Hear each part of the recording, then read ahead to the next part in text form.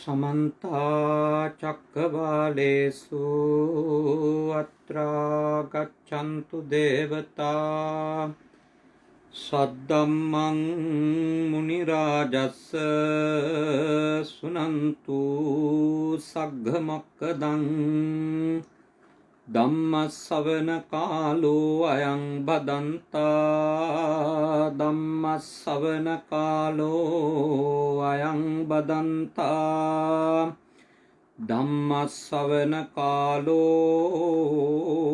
अयं बदन्ता नमो तस् भगवतो अरहतो सम्मा सम्बुद्दस्स नमो तस् भगवतो अरहतो सम्मा सम्बुद्दस्स नमो तस् भगवतो अरहतो सम्मा सम्बुद्दस्स කාරුණික ශ්‍රද්ධාකාමී පින්වතුනි,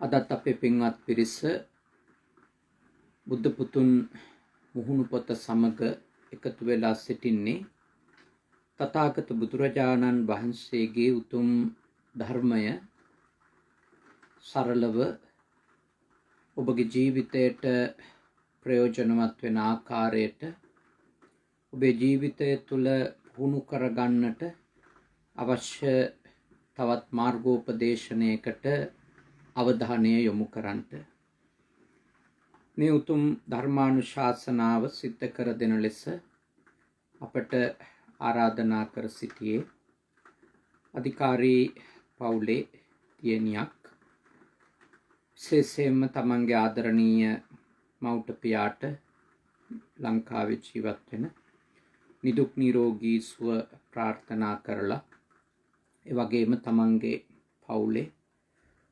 සොහොයුරියන්ට ඒ පවුලට එකතු වෙච්ච අනිකුත් හතුරු, ඒ පුංචි මුණුබුරු මිනිබිරියෝ, දුව දරුවෝ, ඒ පවුල්වල ඒ හැමෝටම ආශිර්වාද කරලා තමන්ගේ නමින් මිය ගියපු සියලුම ඥාති හිත මිත්‍රාදීන්ට පින්පෙත් අනුමෝදන් කිරීමත් මේ උතුම් පින්කමේදී සිද්ධ කරනවා. තුමිය විශේෂයෙන් අපිට සිහිපත් කළේ විශේෂ අරමුණක් කියලා නැහැ. හැමෝටම ධර්මාවබෝධයක් ලැබේවා කියන උතුම් ප්‍රාර්ථනාව විතරයි මේ ධර්මානුශාසනාවේදී Taman තබා ගන්නේ කියන එක. එතකොට මව්පියන්ටත්, සහෝදර සහෝදරියන්ටත්, ඥාතීන්ටත්, යාළු හිත මිත්‍රාදීන්ට විතරක් නෙමෙයි මේ දේශනාව ශ්‍රවණය කරන ඔබ හැම දෙනාටම විශේෂයෙන්ම උතුම් තථාගතයන් වහන්සේගේ ශ්‍රී සද්ධර්මය අවබෝධ වේවා කියන උදාර සිතුවිල්ල ඇතුවයි අද ඒ පින්වත් දායිකාව විසින් මේ උතුම් පින් කටයුත්ත සිද්ධ කරනු ලබන්නේ. පින්වතුනි, අද මහා මංගල සූත්‍රයේ තව එක මංගල ධර්මයක් අපි සාකච්ඡා කරනවා. ඒ අරිය සත්‍යාන දස්සනං කියන උතුම් මංගල ධර්මය. දැන් අපි 33 වෙනි මංගල ධර්මයට අවධානය යොමු කරන්නටයි සූදානම් වෙන්නේ. ආර්ය සත්‍යය දැකීම, ආර්ය සත්‍ය දැකීම කියන උතුම් ධර්ම මාතෘකාව නැත්නම් මංගල ධර්මයේ තමයි අපි අද මේ දේශනාවේදී සාකච්ඡා කරන්නේ. දැන් පින්වතුනි, බුදුරජාණන් වහන්සේගේ ධර්මය විශේෂයෙන්ම උතුම් ආර්ය සත්‍ය අවබෝධ කර ගැනීමට මඟ පෙන්වන, උතුම් සත්‍ය අවබෝධ කරගන්නට මඟ පෙන්වන දේශනාවක්. ඒක ඔබ ඊටාම හොඳින් දන්නවා. විශේෂයෙන්ම පෘථග්ජන පුද්ගලයන්ට ප්‍රත්‍යක්ෂ වශයෙන් ආර්ය සත්‍ය දකින්න පුළුවන් කියලා එක් විටම අපට සඳහන් කරන්නට බෑ ධර්මයට අනුව. ඒත් ඒ පෘථග්ජන පුද්ගලයින්ට උතුම් ආර්ය සත්‍ය දකින්ට තිබෙන ක්‍රමවේදය තමයි උතුම් සත්පුරුෂයෝ ආර්යයන් වහන්සේලා දේශනා කරපු උතුම් ධර්මය අවබෝධ කරගත්තු උත්තමයින් වෙතින් ඒ ශ්‍රී සද්ධර්මය හොඳින් ශ්‍රවණය කරන්න ඕනේ. ඒ දැනුම ලබා ගන්න. ඒ උතුම් ආර්ය සත්‍ය පිළිබඳව දැනුවත් වෙන්න. ඊළඟට බුදුරජාණන් වහන්සේගේ දේශනාවට අනුව ඒ උතුම් ආර්ය සත්‍ය දැක ගන්නට තිබෙන ක්‍රමවේදයේ ඊළඟ පියවර වන්නේ සිහිනුවණින් යෝනිසෝ මනසිකාරයෙන් ඒ උතුම් ශ්‍රී සද්ධර්මය නිතර නිතර සාකච්ඡා කරමින් සංවාද කරමින් මෙනෙහි කරමින් එය තමන් තුළින් ප්‍රත්‍යක්ෂ වශයෙන් දකින්නට උත්සාහ කිරීම. ඒ උත්සාහය තුළ ඕනෑම කෙනෙකුට මේ උතුම් ආර්ය සත්‍ය දකින්ට ආර්ය සත්‍ය අවබෝධ කරන්නට පදනමක් අවකාශයක් සැලසෙන බව තමයි තථාගත දේශනාවට අනුව මෙහිදී අපි තේරුම් ගත යුතු වැදගත්ම කාරණාව වන්නේ. බුදුරජාණන් වහන්සේ දේශනා කරා විශේෂයෙන්ම එය එක්තරා විදියකට ආර්ය සත්‍ය පිළිබඳව භාවනාවක් කියන. ඒ කිව්වේ තමන් බණ දහම් අහලා ඒ බණ දහම් නැවත නැවත ස්වකීය ඥාණයෙන් පරීක්ෂා කරමින් සිහිනුවණින් කල්පනා කරමින් මෙනෙහි කරමින් නැවත නැවතත් ඒ උතුම් වූ ශ්‍රී සද්ධර්මය වටහා ගන්නට අවබෝධ කර ගන්නට තමන් තුළින් ප්‍රත්‍යක්ෂ වශයෙන් දකින්නට යම් කිසි කෙනෙක් උත්සාහ කරනවා නම් එක්තරා දුරකට එක භාවනාවක්. ධම්මානුපස්සනා භාවනාව තුළ අපට ධම්මානුපස්සනාව වඩද්දී එහි එක් ප්‍රභේදයක් ලෙස ධම්මානුපස්සනාවේ දුක්ඛ පිළිබඳව, දුක්ඛ සමුදය පිළිබඳව, දුක්ඛ නිරෝධය පිළිබඳව, දුක්ඛ නිරෝධගාමිනී පටිපදාව පිළිබඳව, ඒ ධර්මයන් පිළිබඳව අනුපස්සනාවක නියැලීම මහා සතිපට්ඨාන සූත්‍රයේ පෙන්වා දීලා තියෙනවා. එයින් අපිට පේනවා භාවනාවක් විදියටත් තමන් සත්පුරුෂයින්ගෙන්, කල්යාණ මිත්‍රයින්ගෙන් අහන ශ්‍රවණය කරන ධර්මය මනසේ ධාරණය කරගෙන එය නැවත නැවතත් මෙනෙහි කරමින් වඩමින් අපි කටයුතු කිරීම ඒ උතුම් සත්‍ය දකින්ට පෘථග්ජන භාවයේ සිටින කෙනෙකුට ඒ උතුම් සෝතාපන්න, සකදාගාමි, අනාගාමි, අරහත් වැනි උතුම් මාර්ගඵල අවබෝධයක් කරන්ට තිබෙන උතුම් ක්‍රමවේදය ලෙස අපට අපේ ධර්මයට අනුව අඳුනා ගන්නට පුළුවන්කම තිබෙනවා. එතකොට පින්වතුනි, බුදුරජාණන් වහන්සේ දේශනා කරනු ලැබුවා මේ අපි මෙච්චර මේ සංසාරේ දීර්ඝ කාලයක් ගමන් කරන හේතුව ලෙස උන්වහන්සේ පෙන්වලා දෙන්නේ චතුන්නම් වික්කවේ අරිය සත්‍යානං අනනුබෝධා අපටි වේදා ඒව මිදං දීඝ මද්ධානං සන්ධාවිතං සංසරිතං මමංචේව තුම්හා කංච.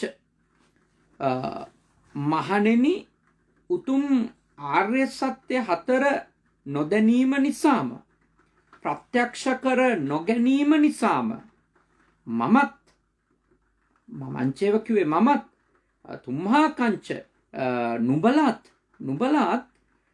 මේ දීර්ඝ වූ සංසාරේ ඉතා දීර්ඝ කාලයක් නැවත ඉපදීම් වශයෙන්, නැවත මිය යෑම් වශයෙන් මේ සංසාරයේ ඇවිදීම, ඔබ ඇවිදීම සිද්ධ කරලා තිබෙනවා. මේකට හේතුව අපි මේ උතුම් චතුරාර්ය සත්‍ය ධර්මය අවබෝධ කර නොගැනීමයි කියන එක.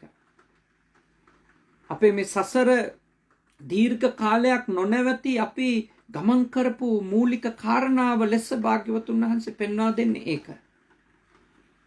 ඉතින්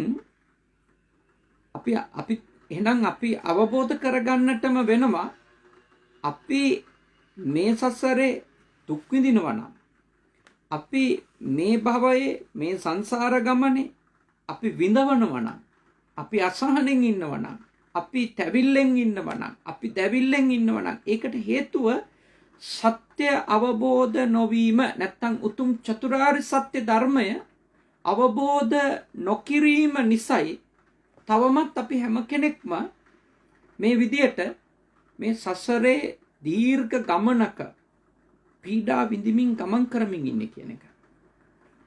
ඒ නිසා ගිහි වේවා පැවිදි වේවා අපි හැමෝම ලැබපු මේ උතුම් මිනිස් ආත්ම භාවය තුලදී වීරය කළ යුතුයි. කුමකටද වීරය කළ යුත්තේ? කෙසේ හෝ මේ භවය තුල උතුම් චතුරාර්ය සත්‍ය ධර්මය අවබෝධ කරගන්න. ජටත් පිරිසෙන් සෝතාපන්න ඵලයටපත් වෙන්න අපි හැම කෙනෙක්ම, ගිහි වුණත් පැවිදි වුණත් අපි හැම කෙනෙක්ම එවැනි වීරියයක නියැලිය යුතුමයි. නැත්තම් මේ භවයත් අපිට ධර්මය සත්‍ය මගහැරිලා මිය ගියපු තවත් එක් භවයක් බවට පත් වෙනවා. මොකක්ද එතකොට මේ ආර්ය සත්‍ය දැකීම කියලා අපිට දකින්න කියලා භාග්‍යවතුන් වහන්සේ දේශනා කරන්නේ? එනම් දුක පිළිබඳව සත්‍ය, දුක්ඛ සමුදය පිළිබඳව ආර්ය සත්‍ය, දුක්ඛ නිරෝධය පිළිබඳව ආර්ය සත්‍ය, දුක්ඛ නිරෝධගාමිනී පටිපදාව නම් වූ උතුම් ආර්ය සත්‍ය දකින්ට කියන එක තමයි භාග්‍යවතුන් වහන්සේ නුවණින් දකින්ට කියන එක තමයි අපට දේශනා කරන්නේ. සත්‍ය කිව්වම එය සම්මුති සත්‍ය සහ පරමාර්ථ සත්‍ය කියලා කොටස් දෙකකට අපේ සම්ප්‍රදායේ ධර්ම විවරණ කරද්දී පෙන්වලා දෙනවා. සම්මුති සත්‍ය දැක්කට අපි දුකින් නිදහස් වීමක් සිද්ධ වෙන්නේ නැහැ. සම්මුති සත්‍ය අවබෝධ කරගත්තම දුකෙහි යම්කිසි ආකාරයකට කලමනාකරණයක් ඇති කරගන්නට පුළුවන්කම තිබෙනවා. යම් යම් විෂයන්හි පූර්ණ දැනුවත් භාවයක් අපි ඇති කරගත්තුතින් ඒ විෂය තුළ අපිට කරදරයක් නැතුව හොඳ ජීවිතයක් ගෙවන්න, යහපත් ජීවිතයක් ගෙවන්න, පොහොසත් ජීවිතයක් ගෙවන්න අපට අවකාශය උදා වෙනවා. යම් කිසි කෙනෙකුට ලෞකික ඥානය, ලෞකික දැනුම විෂයානුබද්ධව තිබෙනවා නම්, ඊට අදාළ කුසලතා තිබෙනවා නම්, එයාට මේ ලෝකය තුළ අත්‍යවශ්‍ය කරන විනය පවත්වගෙන යනවා නම්, එයාට මේ ලෝකය තුළ යම්කිසි ආකාරයකට සැනසීමක් తాවකාලිකව අත්විඳින්න අනිවාර්යයෙන්ම පුළුවන්. හැබැයි ඒ සම්මුති සත්‍ය ඇතුලේ අත්විඳින සැනසීම යනු තවත් දුකක මුලක් බව අපි අවබෝධ කරගන්න ඕන. දැන් සම්මුති සත්‍ය තුල පිළිගන්න දෙයක් නේ. හොඳට ඉගෙන ගත්තොත් අපිට දුකක් කරදරයක් නැතුව ජීවිතේ හොඳට ගෙවන්න පුළුවන් කියලා අපිට සම්මුතියේ සත්‍යක් විදියට, ඇත්තක් විදියට පේනවානේ. හොඳ රැකියාවකට යන්න නම්, හොඳ තත්වයකට එන්න නම් එහෙම ඕන. හැබැයි එය දුක එක තැනක ඉඳලා තව තැනකට මාරු වීමක් මිසක කිසිසේත්ම එය දුකින් නිදහස් වීමක් ලෙස, ප්‍රශ්නය සම්පූර්ණයෙන්ම විසඳා ගැනීමක් ලෙස අපි කල්පනා කරන්න හොඳ නැහැ. ඒක මට හරියටම ඒක උදාහරණයකින් කිව්වොත් මට මතක් වෙන්නේ දැන් අර නුගේගොඩ හන්දියේ දරුණු වාහන තදබදයක් තිබුණා එක කාලයක් මේ උදේට සහ සන්ධ්‍යා යාමේ. ඊට පස්සේ එතනින් උත්තරයක් හෙව්වා ඒ තදබදේ අඩු කරන්න කියලා උත්තරයක් හෙව්වා මේ ගුවන් පාලමක් නිර්මාණය කරලා.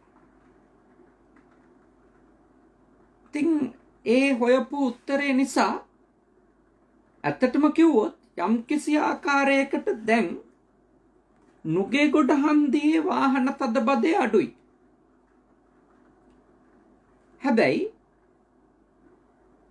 ඒකෙන් අර හයි ලෙවල් පාර කියපු පාරේ වාහන තදබදය ඉවර වෙලා තියෙද නෑ. අර තිබිච්ච හිරවීම ඒ ට්‍රැෆික් එක ඒ විදියටම දැන් ඒක ගම්සභා හන්දියේදී හම්බ වෙනවා. දෙල්කඳ හන්දියේදී හම්බ වෙනවා.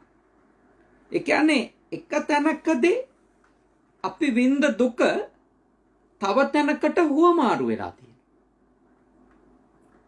කියන්නේ සම්මුති සත්‍ය ඇතුලේ හොයන උත්තර මොන උත්තරේ හෙව්වා සම්මුති සත්‍ය තුල ඇත්තටම සිද්ධ වෙන්නේ ප්‍රශ්නෙට සැබෑම උත්තරේ ලැබිලා ඒ දුකින් අපි නිදහස් වීම නොවන බව අපි අවබෝධ කරගන්න ඕන. සම්මුති සත්‍ය ඇතුලේ යම් යම් ප්‍රශ්න විසඳෙනවා. ඒකයි මට කියලා දෙන්න ඕන උනේ. යම් යම් ප්‍රශ්න විසඳ ගන්න පුළුවන්. ඒත් ලෝකයේ මිනිස්සු ඇත්තටම දුක කියලා පිළිගන්නේ ඔය සම්මුති සත්‍ය තුලම තිබෙන ප්‍රශ්න ටිකට උත්තර හොයාගන්න බැරිකම හෝ හොයපු උත්තරවල ප්‍රමාණවත් නැතිකම තමයි මිනිස්සු දුක කියලා පිළි අරගෙන තියෙන්නේ. කිව්වේ මිනිස්සු හිතනවා මට ප්‍රිය දේ ලැබුණා නම් මට දුකක් නැතුව ඉන්න පුළුවන්. මම දුකෙන් ඉන්නේ මට අප්‍රිය දේවල් අත්විඳින්න වෙලා. මට අප්‍රිය මිනිස්සෙක් අසාද බඳින්න වෙලා. මට අප්‍රිය මිනිස්සෙක් එක්ක ජීවත් වෙන්න වෙලා. මං කැමති නැති රස්සාවක් කරන්න වෙලා. මං අපේක්ෂා කරන විදිහේ පඩියක් නැතුව ඉන්න වෙලා. තමන් අපේක්ෂා කරන තනතුර තත්වයේ නම්බුව නැති වෙලා. දැන් එතකොට මනුෂ්‍යයින්ගේ ඔළුවේ වැඩ කරන එකක් තමයි ඒ ටික විසඳුණා නම් කියන්නේ තමන් දුක් විඳින්නේ නැහැ කියලා. තමන් දුක් විඳින්නේ නැහැ කියලා හිතනවා අර ප්‍රශ්න ටික විසඳුණා නම්. නමුත් සත්‍ය කුමක්ද? දැන් ඔය ටික එයා විසඳගත්තොත් එයා සතුටින් ඉඳීද? නෑ. එයා සතුටින් ඉන්නේ නෑ. ඇයි එයා සතුටින් ඉන්නේ නැත්තේ? එයාට ඊළඟට එන ප්‍රශ්නේ තමයි ඒ තමන් විසඳගත්තු ප්‍රශ්න නැත්තම් ඒ හොයාගත්තු උත්තර තුල සදාකාලිකවම එයාට ඉන්න ඕන වෙනවා. ඒ කියන්නේ ඒ තමන් හොයාගත්තු විසඳුම් සදාකාලිකව තියෙන්න ඕන වෙනවා. එහෙමත් නැත්තම් එයාට ඒ උත්තරේ හෙව්වට පස්සේ ඊට වඩා තව ටිකක් එහාට ගිහිල්ලා ඒ උත්තරේ තවත් සාර්ථකත්වයක් හොයන්න හිතෙනවා. එහෙම නැත්තම් වෙන්නේ මොකද්ද? තමන් හොයාගත්තු විසඳුම තමන්ගේ වසඟයේ තියාගන්න බැරුව ඒ විසඳුම වෙනස් වෙලා යනවා. එක්කෝ තමන් ඒ හදාගත්තු ලෝකය තුල ඊටාම සුළු කාලයක්වත් සතුටින් ඉන්නේ නැතුව ලෙඩ වෙනවා. මරණයටපත් වෙනවා. එතකොට හැම එකකම මිනිස්සු අන්තිමටම ඇත්තටම කිව්වොත් දුක් විඳිනවා. කියන්නේ තමන් සපතට කියලා නැත්තම් සැනසීමකට කියලා තමන් හොයාගත්තු උත්තරේ ඇතුලේ මිනිස්සු තව වෙනස් විදියක දුකක් නිර්මාණය කර ගැනීමක් සහ දුක කල්දා ගැනීමක් මිසක මේ සම්මුති ලෝකයේ ඇතුලේ මිනිස්සු හොයාගන්න උත්තර තුල සත්‍ය වශයෙන්ම මිනිස්සු සැනසීමක් ලබන්නේ කරන්නේ සැප කියලා තව අලුත් දුක් ටිකක් හොයාගන්න එක කිව්වොත් සරලව හරියටම හරි. දැන් දුප්පත් මිනිස්සු හිතනවා පොහොසත් වුණොත් දුකින් අත් මිදෙන්න පුළුවන්. බලය නැති මිනිස්සු හිතනවා බලය ලබා ගත්තොත් දුකක් නැතුව ඉන්න පුළුවන්. රජ වුණොත්, සිටු වුණොත්, මැති වුණොත්, ඇමති වුණොත්, മന്ത്രി වුණොත්, නායකයෙක් වුණොත්, ප්‍රසිද්ධ වුණොත්, සල්ලි හම්බ කරගත්තොත් මෙහෙම අපි මේ ලැබපු ජීවිතේ අපි දුක් විඳින ඇත්ත හේතු අවබෝධ කර ගැනීම වෙනුවට අපි හිතනවා අසුවල් තලයට අපි හුවමාරු වුණා නම් අපි ඒ තලයේ දක්වා ගියා නම් අපේ ප්‍රශ්නය විසඳෙනවා. ඇත්තටම අපි දුකින් නිදහස් වෙනවා කියලා. මම ඔබට අපේ තථාගතයන් වහන්සේගේ ඒ උතුම් ආර්ය සත්‍ය දකින්න කියලා යෝජනා කරන්නේ අපි මෙන්න මේ මිත්‍යාවේ ඉන්න නිසා කවදාවත් දුකින් නිදහස් වීමක් වෙන්නේ නැහැ. ඒකයි ඔබට බුදුරජාණන් වහන්සේගේ ධර්මයට අනුව මා යෝජනා කරන්නේ මේ මහා මංගල සූත්‍රය අපිට පෙන්නපු ඒ අරිය සත්‍යාන දස්සනන්නේ අරිය සත්‍යාන දස්සනන් කියපු ඒ උතුම් ආර්ය සත්‍ය දැකීම කියන උතුම් ධර්මතාවය තමන් තුළ දියුණු කරගන්නට කියලා. ඇත්තටම ඔය මතු පිටින් පේන දුක්ඛ සහ විපරිණාම දුක්ඛ වලින් නිදහස් වීමෙන් අපි දුකින් නිදහස් වෙන්නේ නැහනේ. දුක්ඛ කිව්වේ සාමාන්‍ය දුක්, විපරිණාම දුක්ඛ කිව්වේ අනිත්‍යතාවයට යෑම, වෙනස් වීම, විපරිණාමයන්ටපත් වීම නිසා අත්විඳින දුක්. ඒවා මේ මතු පිටින් අපිට පේනවනේ. ඇත්තටම අපි විඳින සැබෑ දුක නම් කුමක්ද කිව්වොත් අපි විඳින සැබෑ දුක තමයි මේ පංච උපාදානස්කන්ධ දුක්ඛ. පංච උපාදානස්කන්ධයන් දැඩිව ගැනීම නිසා නැත්නම් උපාදානය නිසා විඳින දුක තමයි ඇත්තම දුක. ආර්ය සත්‍ය දකින කෙනෙක් දකින්නේ අන්න එය තමයි දුක ලෙස. උපාදානය වීම.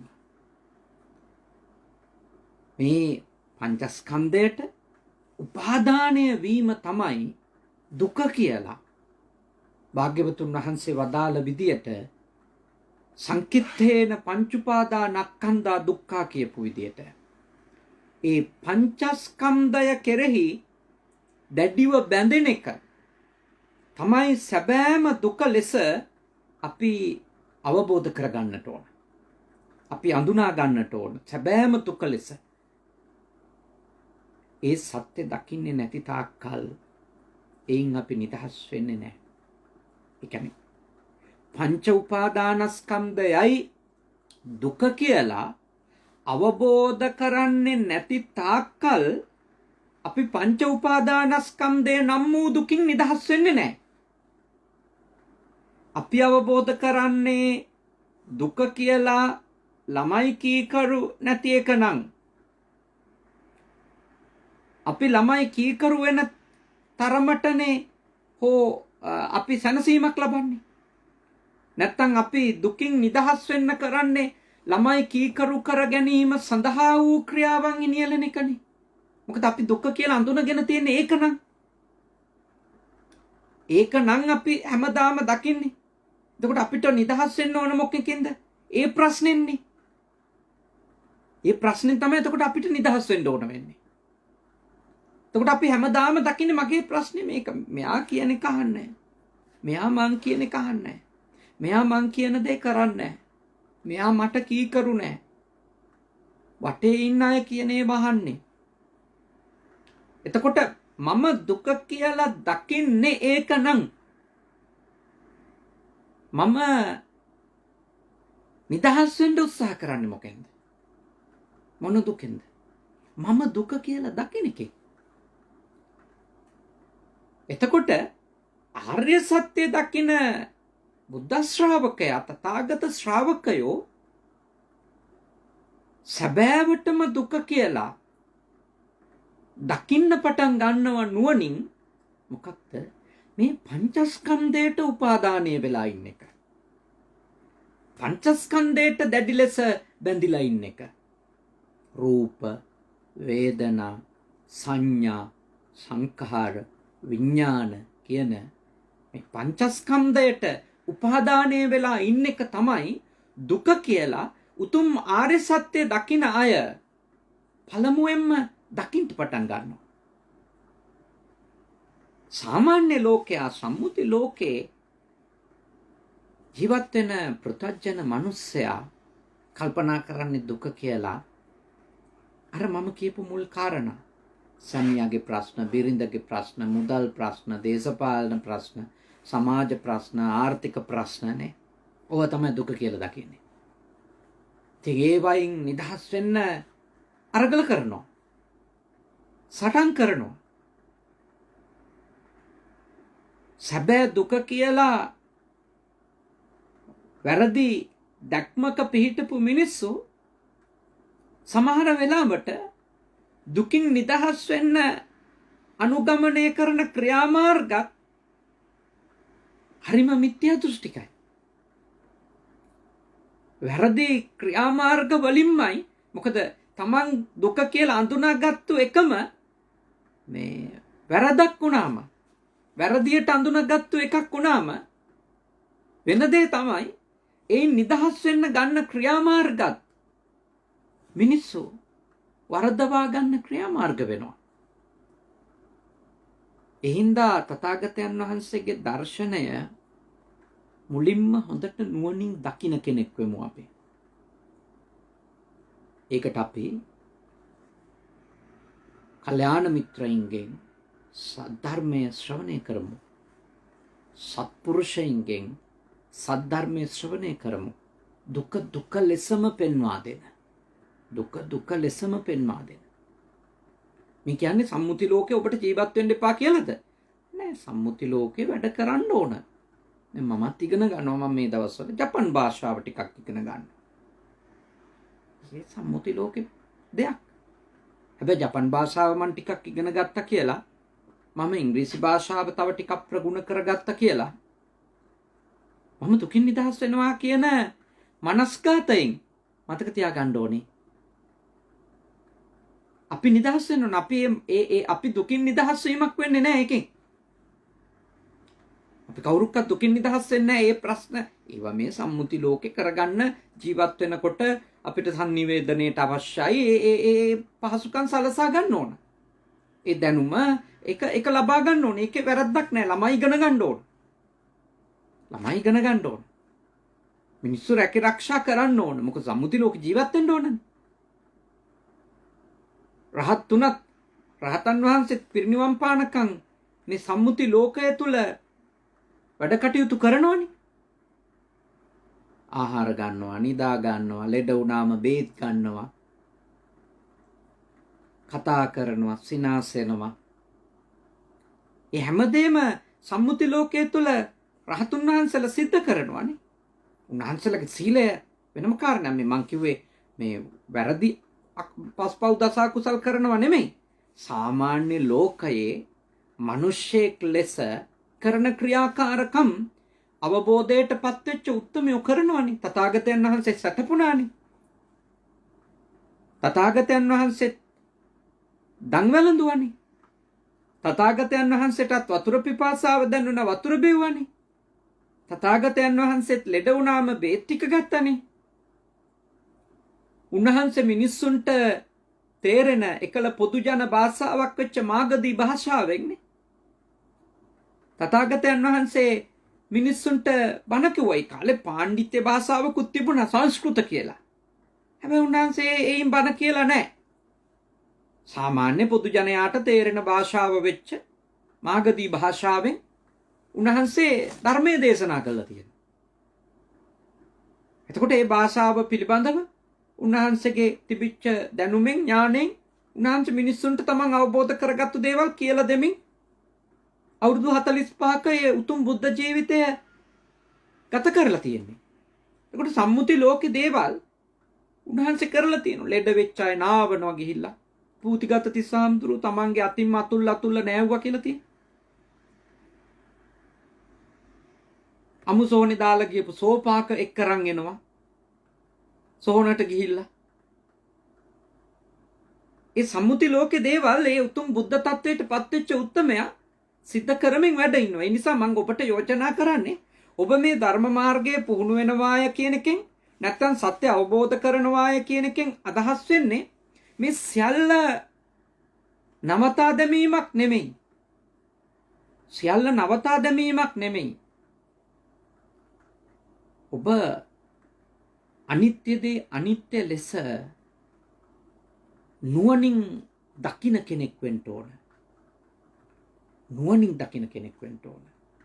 දැනුමෙන් නෙමෙයි. දැනුමෙන් ඉතින් අපිට කතා පවත්වන්න පුළුවන් නේ ඔව් අනිත්‍ය තමයි. මොනවද ඉතින් නිට්ටය නේද? ඔහොම කතා පවත්වන්න පුළුවන්.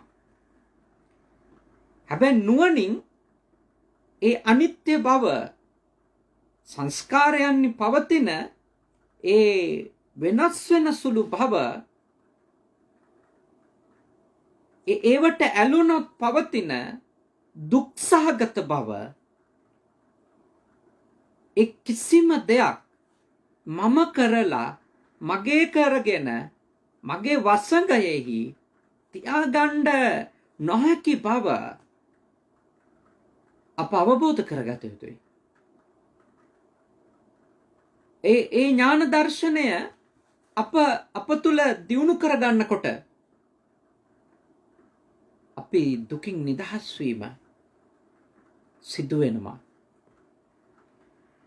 දුකින් නිදහස් වීම සිදු වෙන්නේ ඒ උතුම් ඥාන දර්ශනය අප තුල ඇති කරගන්න අපි දරන වෑයම ඇතුලේ. ඒ නිසා මම ඔබට සිහිපත් කරන්නේ කයි දුක හරියට අඳුන ගන්න ආර්ය සත්‍ය තුල වදාළ උපාදානය තමයි දුක කියන එක. උපාදානය තමයි දුක කියන එක. ඔබ දෙයක් ගැනීම හෝ දෙයක් පරිහරණය කිරීම හෝ නෙමෙයි. එතන නෙමෙයි දුක තියෙන්නේ. එහි මුසපත් වුණු කෙනෙක් වෙන එක. එහි වල්මත් වුණු කෙනෙක් වෙන එක. එය මත්තම දියවුණු කෙනෙක් වෙන එක. ඒවත් දැඩිව කරපින්නා ගත්තු කෙනෙක් වෙන එක. ඒ තුල තමයි දුක නිර්මාණය වෙන්නේ. මොකද ඔබ අපේක්ෂා කරනවා එක ඔබට ඕන විදියට තියාගන්න. නේ. ඔබට ඕන විදියට තියාගන්න ඔබ උත්සාහ කරන එතනදී ඔබ දුක් විඳිනවා. ඇත්තටම ඔබ දුක් විඳින්නේ ඒකයි. හැබැයි මේක නුවණින් නොදකින කෙනා හිතන්නේ අර බාහිර දේ වෙනස් වීම නිසා මම දුක් විඳිනවා කියලා. ආර්ය ශ්‍රාවකයා ආර්ය සත්‍ය දැකපු කෙනා දන්නවා නෑ බාහිර දේ වෙනස් වීම නෙවෙයි මගේ දුක. මම ඒකට උපාදානය වෙලා ඉන්නවා. මම එහි දැඩි ඇලිලා ඉන්නවා.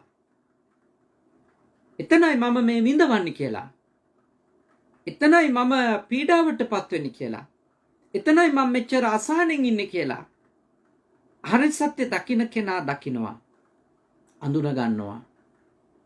එයා තමන්ගේ දුක තමන් තුලින් දකින්නවා. ප්‍රත්‍යක්ෂ වශයෙන් දකින්නවා. ප්‍රත්‍යක්ෂ වශයෙන් දුක අවබෝධ කරපු කෙනෙකුට නේ ප්‍රත්‍යක්ෂ වශයෙන් දුක අවබෝධ කරපු කෙනෙකුට සම්මුති ලෝකේ දේවල් සාමාන්‍ය හොඳ සහ නරක අතර, කීර්තිය සහ අපකීර්තිය අතර, සැප සහ දුක අතර, ලාභ සහ අලාභ අතර වෙනසක් නැහැ. කිසිම වෙනසක් නැහැ. ඒකත් හොඳයි කියනවා. එහෙමත් හොඳයි කියනවා. ඒක තමයි සත්‍ය අවබෝධයට පත් වෙනකොට අපේ මනස පත් වෙන උතුම්ම తත්වයේ ලෙස තථාගත දේශනාවේ ඒ ආර්යයන් වහන්සේලා ආර්ය ධර්මයේ දැකපු ආර්ය සත්‍ය දැකපු උත්තමයින් වහන්සේලාගේ ඒ උතුම් වූ ජීවිත තුළ අපිට දකින්න ලැබෙන්නේ. ඔබ හිතන්න එපා මට කවදාවත් මේක කරන්න පුළුවන් වැඩක් නෙමෙයි. හාමුදුරුවෝ කියන ඕකනම් කරන්න බෑ, අනිත් ඕන වැඩක් පුළුවන් වෙයි. හැබැයි අපි මේ සත්‍ය නොදකින තාක්කල් අනිත් කිසිදු සම්මුති දුක්ඛ තත්වයන්ට, සම්මුති ලෝකේ තියෙන දුක්ඛ තත්වයන්ට හොයන උත්තර වලින් අපිට සදාකාලික සැනසෙල්ල, සදාකාලික විමුක්තිය කිසිසේත්ම ලැබෙන්නේ නැහැ. తాවකාලික සැනසෙල්ල ලැබෙනවා. හරියට වේලීගෙන එන තුවාලයක් කසනකොට මිනිස්සු යම් සැනසෙල්ලක් ලබනවද නැද්ද? ලබනවා. මිනිස්සු යම් සැනසෙල්ලක් ලබනවා වේලීගෙන එන තුවාලයක් හිමින් කසනකොට. අනිවාර්යයෙන්ම පොඩි සැනසෙල්ල ලබනවා. හැබැයි යථාර්ථය මොකද්ද? ඒ සුළු වේලාවකින් දෙන ආස්වාදය පසුව තුවාලේ පැහැරිලා මහා වේදනාවක් බවට පත් කරන්නේ නැද්ද? මහා දුකක් බවට පත් කරලා නැද්ද? ආපහු මහා අසහනයක් බවට, අලුත් තුවාලයක් බවට ඇත්තටම පත් කරලා නැද්ද? ඔබ මේක තේරුම් ගන්න. අපි සම්මුති ලෝකේ හොයන උත්තර ඇත්ත වශයෙන්ම කිව්වොත් ඒ වගේ తాවකාලික චූටි වෙලාවක් සැනසෙල්ල ලබා දෙන උත්තර. ඇත්තටම ඔබට මේ වෙලාවේ උපරිමයට මේ අවබෝධ කරගෙන යන්න තාම පසුබිමක් නොමැති වුණත් මම ඔබට යෝජනා කරනවා මේ වෙලාවේ ඔබ තේරුම් අරන් ඉන්න. මේ වෙලාවේ ඔබ තේරුම් අරන් ඉන්න මගේ දුක යනු මේ එළියේ තියෙන චූටි ප්‍රශ්න ටිකක නෙමෙයි තියෙන්නේ කියලා. මගේ ඇත්තම දුක මේ සංසාර ප්‍රවෘත්තිය, සංසාර ගමන සකසන මේ පංච උපාදානස්කන්ධය තමයි මගේ ඇත්තම දුක කියලා. කියන්නේ මේ පංචස්කන්ධය අතහැරලා තව පංචස්කන්ධයක් රජෙක් විදියට අත්පත් කරගත්තත්, දෙවියෙක් විදියට අත්පත් කරගත්තත්, බ්‍රහ්මෙක් විදියට අත්පත් කරගත්තත් ප්‍රශ්නේ විසඳෙන්නේ නැහැ. අපි සැනසෙල්ල ලබන්නේ නැහැ එකෙන්. මොකක්ද වෙන්නේ? කල් යනවා. දුක තව තැනකට හුවමාරු වෙනවා. ඒත් එතනත් දුකක් අන්තිමට එනවා. දෙවිවරුන්ගේ පංචස්කන්ධත් අනිත්‍යතාවයට ලක් වෙනවද නැද්ද? අනිත්‍යතාවයට ලක් වෙනවා. රජවරුන්ගේ, සිටුවරුන්ගේ, මිනිස්සුන්ගේ වගේම දේවත්වයටපත් වුණා. මහා දේවතාවෙක් දේවතාවියක් බවට ඔබ මහා පින් කුසල් කරලාපත් උනත් එතනත් ප්‍රශ්නේ විසඳෙන්නේ නැහැ. මොකද ඒකත් පංචස්කන්ධයක්. ඒකට උපාදානය වුණාම එතනත් ආයෙ දුක් විඳිනවා. ඒකයි තථාගත ධර්මයේ පංච උපාදානස්කන්ධය දුක ලෙස අඳුන ගන්න කියන්නේ. එතකොට කොයි භවයකවත් සැකසෙන පංචස්කන්ධයකට උපාදානය වුණොත් අපි විඳින්නේ දුකක් කියන එක අපි අවබෝධ කරන් ඉන්නවා. ඒ අවබෝධය තමයි අපට මතක තියාගන්න සම්පූර්ණ දුකින් නිදහස් වෙන්න අවශ්‍ය කරන පදනම සකසන්නේ. ඒ ඥානය, ඒ ආර්ය සත්‍ය දකින ඒ උතුම් වූ නුවණ තමයි අපට සම්පූර්ණයෙන්ම දුකින් නිදහස් වෙන්න අවශ්‍ය කරන පසුබිම, පදනම නිර්මාණය කරන්නේ. ඒක ඔබ දියුණු කර ගන්න ඕන. ඒකයි අපේ ධර්මය නිතර ශ්‍රවණය කරමින් දුක යනු කුමක්ද කියන එක ඥාණයට හසු කරගන්නට අපේ ප්‍රඥාව බවට ඒ දුක පිළිබඳව යථාර්ථය හරියටම පත් කරගන්නට දුක පිළිබඳව ඇත්ත අපේ ප්‍රඥාවෙන් දකින්ට අප තුලින් දකින්ට අපි උත්සාහ කළ යුතුයි. මේක පොත්වලින් දකින්ට බෑ. පොත්වලින් දුක පිළිබඳව දැනගන්න පුළුවන්. දැනුම. දුක දකින්න ඕන මම නම් මා තුලින්. ඔබ නම් ඔබ තුලින්. ඔබේ හිතයි කයයි තුලින්ම තමයි දුක දකින්න වෙන්නේ. දුක එළියෙන් කොහෙන්වත් දකින්න පුළුවන් කියලා කල්පනා කරන්න එපා. දුක එළියේ තියෙන පොත් තුලින් හෝ ඒ කොහෙවත් නැහැ. ගුරුවරුන්ගෙන් පොත්වලින් උපකාරගත හැකි. ඒ දුක්ඛ සත්‍ය තමන් තුල තියෙන එක. ඒ දකින්න ඕන තමන් තුලින්. තමන් තුලින් දකින්න ඕන දුක්ඛ සත්‍ය. එය තමන් තුලයි තියෙන්නේ. එනිසා බුද්ධිමත් වෙන්න. එනිසා ප්‍රඥාවන්ත වෙන්න. තමන් තුල පවතින දුක්ඛ සත්‍ය දකින්න.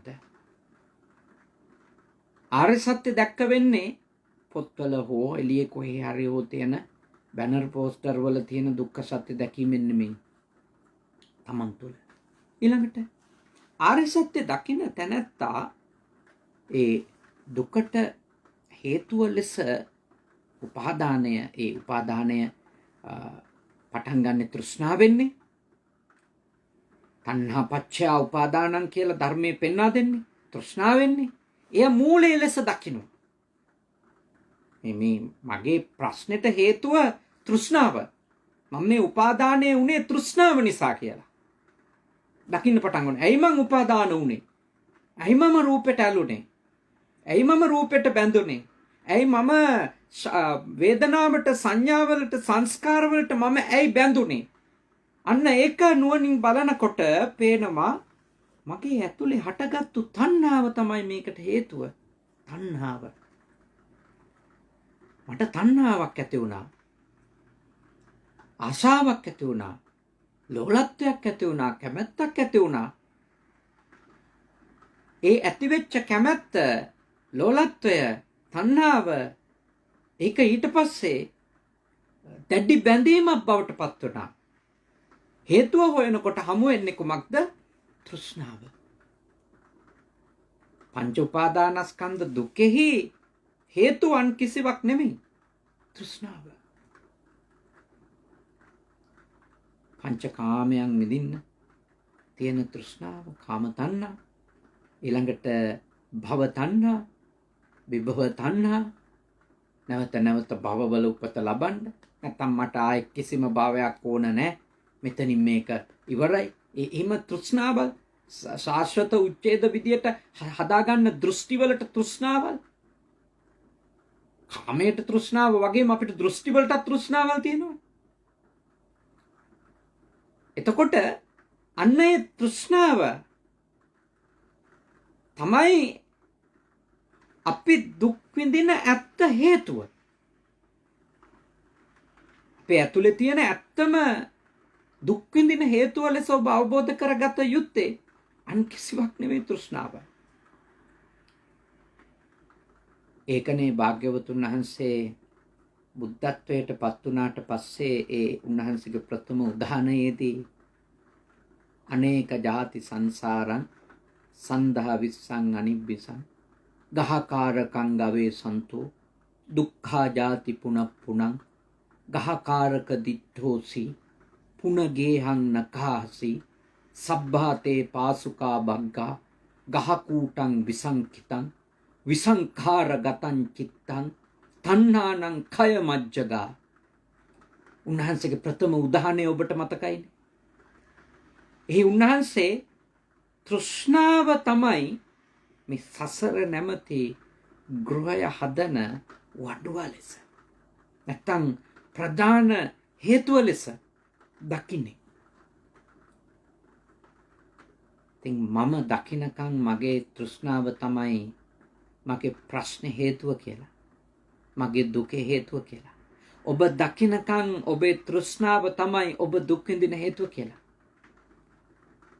ඔබ ආර්ය සත්‍ය දැක්කා වෙන්නේ නැහැ. ඒක නොදකින තාක්කල් නේද? වෙන වෙන කාරණා නම් දකින්නේ. අරයා නිසා, මෙයා නිසා, අරක නිසා, මේක නිසා, අරක අහම උනේ නැති නිසා, මේක මෙහෙම උනේ නැති නිසා, මගේ දුකේ හේතු ඕවා. එතකොට ඉන්නේ ආර්ය සත්‍ය දර්ශනයක නම් නෙමෙයි. එතකොට ඉන්නේ අනාර්ය සත්‍ය දර්ශනයක. සාමාන්‍ය සම්මුති ලෝකේ අඳුන්නලා දෙන එයා ආර්ය සත්‍යයක් නෙමෙයි. ආර්ය සත්‍ය දර්ශනය තුල දකින්න කෙනෙකු හරියටම නුවණින් ග්‍රහණය කරනවා, ප්‍රඥාවෙන් අවබෝධ කරගන්නවා මගේ දුකට හේතුව මගේ තෘෂ්ණාව. එතනින් තමයි මං උපාදානය වෙන්නේ කියලා. හේතුව ඒක කියලා. දැක්කම මේ ලෝකෙදිම අපිට දුකින් නිදහස් වෙන්න පදනම හම්බෙනවා. තෘෂ්ණාවයි මගේ දුකට හේතුව කියලා නිතර නිතර දකිමින් මෙනෙහි කරමින් එය අපේ මනසට ඒ අවබෝධය දියුණු කරනකොට අපි හරියටම හේතුව දැක්ක ඒ ආර්ය සත්‍ය අපි දැක්ක කෙනෙකු බවට පත් වෙනවා. ඒ නිසා මේ අවබෝධ කරගන්න. මේ අවබෝධ කරගත්තා කියලා ඔබේ ජීවිතේ කඩා කප්පල් වෙලා විනාශ වෙලා මුකුත් යන්නේ නැහැ, සැනසෙල්ලම් වෙනවා. මම දුක් විඳින හේතුව තණ්හාවමයි කියලා අරයට තණ්හාවෙන් එයාගෙන් බලාපොරොත්තු වෙනවා, මෙයාට තණ්හාවෙන් මෙයාගෙන් බලාපොරොත්තු වෙනවා, අතෙන්ට තණ්හාවෙන් එතනින් බලාපොරොත්තු වෙනවා, මෙතෙන්ට තණ්හාවෙන් මෙතනින් බලාපොරොත්තු වෙනවා. මගේ ප්‍රශ්න හේතුව තෘෂ්ණාව කියලා හරියට නුවණින් අවබෝධ කරගත්තොත් ඔබ ඉන්නේ අඳුරක නෙමෙයි. ඔබ ආලෝකයේ ඉන්නේ. ඔබගේ නැන පහන දැල්විලා එතකොට. එයාට මෙයාට අපේ ප්‍රශ්න හේතුව අපි පටවන තාක්කල් අපි ඉන්නේ ප්‍රඥාවෙන් නොවන බව නම්, අවබෝධයෙන් නොවන බව නම් ඔබ තේරුම් ගන්න ඕන. අපි සම්මුති ලෝකේ කළමනාකරණය කරගන්න විවිධ උපදෙස් දෙනවා. ඒ මොකද සම්මුති ලෝකේ ජීවත් වෙනකොට ඒව ඒ විදිහට කළමනාකරණය කරගන්න උත්සාහ කළ යුතුයි. ඒක අනිකා වෙනුවෙන් කරුණාවෙන් කළ යුතුයි. අනිකාගේ යහපත වෙනුවෙන් අපි දේවල් කළ යුතුනේ. දැන් මේවා ඔක්කොම ඇත්ත තමයි. ආමතුරෝ කිව්වා ළමයින්ට ඇලිලා වැඩක් නැහැ. ඒ නිසා මම මොකටද ළමයින්ගේ පන්ති වැඩ ටික බලන්නේ නැහැ. එහෙම කරන්න එපා. ළමයින්ට කරුණාවන්තයි නම් ඔබ ළමයින්ට මේ වෙලාවේ හොඳ අධ්‍යාපනයක් ලබා දෙන්න. ඒක නවත්තන්නේ මොකටද? ඔබට දේවල් අවබෝධ වුණාම ඔබ අනිත් එක්කෙනාට උපකාරවත් වෙන එක නවත්තන්නේ කොහොමද? මම මේගොල්ලොන්ට තණ්හාවෙන් බැඳිලා ඉන්නේ, වැඩක් නැහැ. ඔය තණ්හාවෙන් මං ගැලවිලා යනවා. මම මොකටද මේ තණ්හාවෙන් ඉඳම තමයි ඇත්ත තමයි මේ උය කවන්නේ. මං උයන්නේ නැහැ. එතෙන්ට වැටෙන්න එපා. එතෙන්ට වැටෙන්න එපා. මේක අවබෝධ කරගත්තු එක්කෙනා තණ්හාව නැතුව කරුණාවෙන් මෛත්‍රියෙන් අනිත් අයට හැමදේම කරලා දෙනවා. එතකොට මම මේව කරනවා අරව කරනවා කියලා ඒ මාන්නකාරකම එන්නෙත් නෑ ඇත්තටම. මොකද එයා ගැඹුරින් දකිනවා මම කියලා කෙනෙකුත් නෑ කියලා. එතකොට මගේ මම කරන දේවල් මම නැතුව කරන්න බැරි දේවල් වගේ මනස්කාතවල පැටලෙන්නෙත් නෑ. ඒත් සම්මුති ලෝකයා ජීවත් වෙනවා. අතු ගන්න ඕන්ලාට අතු ගන්නවා. වැසිකිළිය සෝදන්න ඕන්ලාවට ඒක කරනවා. කෑම කන වෙලාවට කෑම කනවා. අනිත් අයට උයන්න ඕන වෙලාවට උයනවා. කාට හරි දෙයක් කියලා දෙන්න තියෙන වෙලාවට ඒක කරනවා. අවබෝධයෙන් ඉන්නවා. ප්‍රඥාවෙන් දවස ගෙවනවා. ඔබ දවස නිමා කරાવી ඒ උතුම් ආර්ය සත්‍ය දකින්න කෙනෙකු විදියට දවස ගත කරනවා නම් ඔබේ දවස නිමා වෙන්නේ මතක තියාගන්න දුකක් නැතුව කියලා. කලකිරීමක් නැතුව. නැත්තම් ඔබ ඔක්කොම කරනවා. දැනටත් උයනවා. දැනටත් වැඩට යනවා. බස්සල එල්ලිලා කොරෝනා වසංගතයේ මැද්දේ මාස් දාගෙන දුක් විඳගෙන යනවා. හැබැයි ඒ ඔක්කොම කරලා හිත රිද්දෝ ගන්නවා. ඒ ඔක්කොම ටික කරලා විඳවනවා. ඒ ඔක්කොම ටික කරලා විඳවනවා. මම මොනවා කළත් වැඩක් නැහැ. කොච්චර දේවල් කරත් කිසි ගුණයක් නැහැ. මං කියන දෙයක් අහන්නේ මම මෙහි වහලෙක් වගේ. ඔය වගේ විවිධ සිතුවිලි ඔබට ඇවිල්ලා ඔබම ඔබ ගැන කලකිරෙනවා. මං කොච්චර උදව් කරාද? ඔබට සත්‍ය දකින්නවා නම් ඔබ ඇත්තටම කොයි වෙලාවක හරි දුකක් විඳිනවා නම් දකින්න ඒ දුකට හේතුව අන් කිසිවක් නෙමෙයි ඔබ එතෙන්ට තණ්හාවක් හදාගෙන තියෙනවා. අන් කිසිවක් නෙමෙයි. අන් කිසිවක් නෙමෙයි තණ්හාවක් හදාගෙනමයි. ඒ තණ්හාවෙන් උපාදානය වෙලාමයි. එළිය ප්‍රශ්නයක් නෙමෙයි. එළිය දේවල් ඒවා ඉතින් ඒවා සංස්කාර ධර්ම අනුව සැකසිච්ච ඒවා ඒ සංස්කාර තත්වයන් එක්ක පැවතෙනවා වෙනස් වෙනවා නැති වෙනවා ආය අලුත් විදියකට පවතිනවා ආය වෙනස් වෙනවා ඒ තත්ත්වෙ නැති වෙනවා ඒ සංස්කාර ධර්මයන් ඒ විදියට විපරිණාමයටපත් වෙනවා ඒක ලෝකේ රටාව වෙනවා දැන් මේක වහිනවා මේ දේශනාව සිද්ධ කරද්දී මම වැඩ සිටින්නේ මේ කාලේ ජපානේ වහිනවා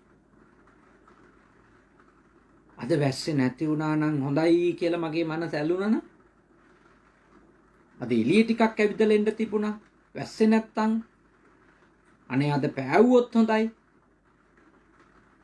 මම මේ පිළිබඳව තෘෂ්ණාවක් ඇතුව හිටියනම් වැස්සත් එක්ක ඇති වෙන්නේ මොකද්ද ගැටුමක් දුකක් තරහක් අසහනයක් ඒක ඇති කරන්නේ වැස්සද නැත්තම් මගේ බලාපොරොත්තුද මම ඒ සම්බන්ධව හදාගෙන තිබිච්ච තෘෂ්ණාවද මං ඇලිලා හිටපු සංකල්පයද මම දුකටපත් කරලා තියෙන්නේ ආර්ය සත්‍ය දකින්නකොට ඔබ දුකින් නිදහස් වීම මොකක්ද කියලා නැත්තම් දුක්ඛ නිරෝධය නම් කුමක්ද කියලා හරියටම දකිනවා තණ්හක්ඛයෝ දෝසක්ඛයෝ මෝහක්ඛයෝ නිරෝධෝ නිබ්බාන මගේ හේතුවෙන් නිදහස් වීම මම විඳවන හේතුවෙන් නිදහස් වීම තමයි මගේ නිවී යෑම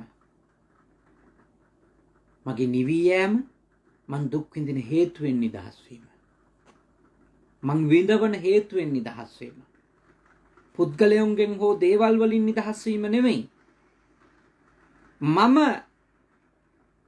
ඇලිලා ඉන්නවා මම බැඳිලා ඉන්නවා ඒ හින්දම මම ගැටි ඉන්නවා මම ශෝකයෙන් පරිදේවයෙන් දුක්ඛයෙන් දෝමනස්සයෙන් මම විඳවනවා මගේ තෘෂ්ණාව එක්ක හදාගත්ත උපාදාන නිසා එතකොට මම එයින් සම්පූර්ණයෙන් නිදහස් වුණා. උතුම් නිර්වාණ ධාතුව අවබෝධ කරපු කෙනෙක් බවට පත් වෙනවා. හෙට මගේ ධර්මානුශාසනාව තියෙන්නේ ඒ මාතෘකාව පිළිබඳව. තපෝච බ්‍රහ්මචර්යංච අරිය සත්‍යාන දස්සනං. අද දවසේ අරිය සත්‍යාන දස්සන. හෙට ධර්ම සාකච්ඡාව. හෙට ටිකක් ජපානයේ වෙලාවෙනුත් වේලාසන දවල් 3:00ට විතර දේශනාව සිදු කෙරෙන්නේ. ලංකාවේ වේලාවෙන් දවල් 12ට. නවසීලන්තයේ වේලාවෙන් රාත්‍රී 7:30ට මගේ මතක විදියට හෙට ධර්මානුශාසනාව. එහිදී අපි නිබ්බාන සත්‍ය කිරියාච කියන නිර්වාණය සාක්ෂාත් කිරීම කියන උතුම් මංගල ධර්මය ගැන සාකච්ඡා කරමු. එහිදී තවදුරටත් ඒ පිළිබඳව විස්තර විග්‍රහයන් සංවාදයට ලක් කරනවා. මේ මාතෘකාවෙම ඇත්තටම කිව්වොත් දිගුවක් හෙට දවසේදී ඔබට තවදුරටත් ශ්‍රවණය කරන්න පුළුවන්. සරලව ඔබට කියලා දෙන්න ඕනුනේ දෙකයි තියෙන්නේ. දුක තියෙනවා, දකින්න ඕන මොකද්ද දුක? ඊළඟට දුකෙන් නිදහස් වීම දකින්න ඕන. දුක නම් පංච උපාදානස්කන්ධයයි. ඒකේ හේතුව ඒකත් එක්කම තියෙනවා. එනම් තෘෂ්ණාව. දුකින් නිදහස් වීම නම් ඒ නිදහස් වීමයි. ඒකට තියෙන මාර්ගය උතුම් මජ්ක්‍ධිමා පටිපදා, මධ්‍යම ප්‍රතිපදාව. ඒ නොඇලෙන, නොගැටෙන, ඒ අන්තවාද වලින් නිදහස් වුණු ඒ උතුම් ආර්ය අෂ්ටාංගික මාර්ගය මත පදනම් වුණු ඒ උතුම් ප්‍රතිපදාව තමයි අපේ සියලු දුක් වලින් නිදහස් වෙන්න තියෙන මාර්ගය වන්නේ. ඉතින් ඒ උතුම් මාර්ගය තමයි අපිට විමුක්තිය සාධනය කරන මඟ කියලා අපි නුවණින් දකින්න ඕනේ. ඒ තමයි ආර්ය සත්‍ය දැකීම. ඒ සඳහා තිබෙන ක්‍රමය පළවෙනියෙන්ම දුක, දෙවෙනියට දුකින් නිදහස් වීම. පළවෙනියටම දුක නුවණින් දැකීම, දෙවෙනියට දුකින් නිදහස් වීම නුවණින් දැකීම. ඒ හින්දා ඔබට හෙටත් දේශනාවට සම්බන්ධ වෙන්න කියන එක. හවස 3:30ට ජපානයේ වෙලාවෙන්, ලංකාවේ වෙලාවෙන් මං හිතන්නේ දවල් 12ට වෙන්න ඕනේ. ඊළඟට නවසීලන්තයේ වෙලාවෙන් හවස රාත්‍රී 7:30ට දේශනාවත් ඔබට ප්‍රයෝජනවත් වේ. මේ ටිකක් ගැඹුරු මාතෘකාවක්. සංයමයෙන් අපි තේරුම් ගත යුතු මාතෘකාවක්. ඒත් මං හිතනවා අද ඒ අධිකාරී පවුලේ ඒ දියණියගේ මේ සඳහා දායකත්වය ගත්ත බලාපොරොත්තු වුණේම ධර්ම අවබෝධය ලැබේවා කියන එක. ඉතින් ඒකට කදිම මාතෘකාවක් අද අපිට යෙදුන හරියටම ඇත්තටම අවබෝධයට පත්වීමට ස්ත්‍රී පුරුෂ ભેදයක් නැහැ. දුප්පත් පොහොසත් ભેදයක් නැහැ. වයස් ભેදයක් නැහැ. අවබෝධයට පත්වීමට අවශ්‍ය කරන කුසල් දියුණු කරගත්තොත්, ඥානෙ දියුණු කරගත්තොත් අපි හැමෝටම අවබෝධයට පත් වෙන්න පුළුවන්. ගිහි වුණත්, පැවිදි වුණත් අපිට අවබෝධයට පත් වෙන්න පුළුවන්. වයස කීයේ හිටියත් අවබෝධයට පත් වෙන්න පුළුවන්. පහසු ඉතින් තරුණ වියේදිම නම් මොකද හොඳට කයට හිතට දේවල් හරියටම දැනෙන කාලෙනේ අවබෝධයට පත්වීම වඩා ලේසි. තථාගතයන් වහන්සේත් උන්වහන්සේගේ සම්මුඛ ශ්‍රාවකයෝ බොහෝ දෙනෙකුත් 95%කට වැඩි පිරිසක් ඇත්තටම තරුණ වියේදිම සත්‍ය අවබෝධ කරපු අයනේ. එයින් කියන්නේ මහලු වුණාම සත්‍ය අවබෝධ කරන්න බෑ කියලා. මොටම පුළුවන්. පිරිමින්ට විතරයි සත්‍ය අවබෝධය වෙන්නේ. කාන්තාවන්ට නම් බෑ. නෑ, එහෙම එකක් නෑ. හැමෝටම පුළුවන්. සිවුරු ඇඳගත්තොත් විතරයි පුළුවන්. ගිහිගෙවල් වල ඉඳගෙන නම් සත්‍ය දකින්න බෑ. නෑ, එහෙම කියන්න බෑ. සත්‍ය දකින්න ගිහි ඇඳුම් නෙමෙයි. අර දාරුචීරිය ලී වලින් මේ කියන්නේ දරකෝටු ටිකක් කොලාතු ටිකකින් තමයි ඇඳුම ඇඳන් හිටියේ. ඇඳුම සත්‍ය අවබෝධයට බාධකයක් නෙමෙයි. බාධකයක් නෙමෙයි. ඒ උතුම් තථාගත ධර්මය අවබෝධ කරගමු අපි. ගොඩාක් නිරාමිස සතුටකින් නිරාමිස සැනසෙල්ලකින් අපට මේ ඒ උතුම් සත්‍ය අවබෝධ කරගත්තට පස්සේ අපි ගෙවන ජීවිතය ගෙවන්න පුළුවන් වෙනවා. ඊටම ශ්‍රද්ධාවෙන් අද කරපු පින්කමෙන් රැස්වුණු පින් කුසල් අපි දෙවියන්ට අනුමෝදන් කරමු. දෙවියෝ පින් අනුමෝදන් වෙත්වා.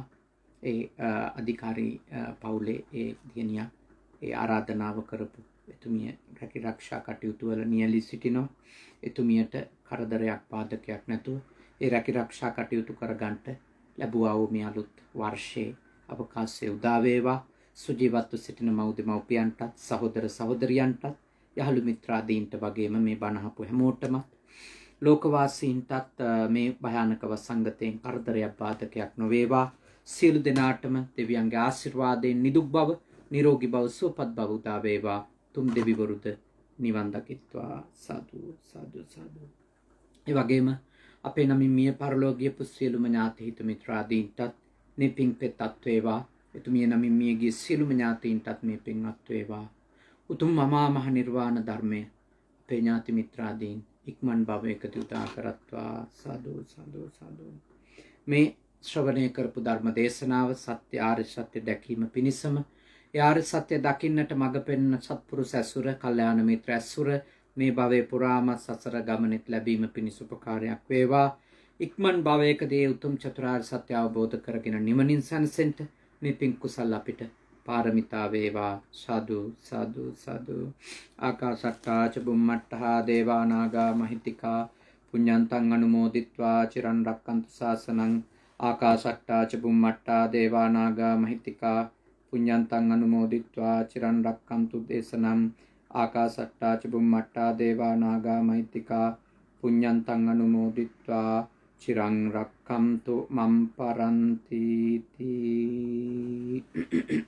ඔබ හැම දිනාටම තුනුරුවන් සරණින් සියලු යහපත උදා වේ.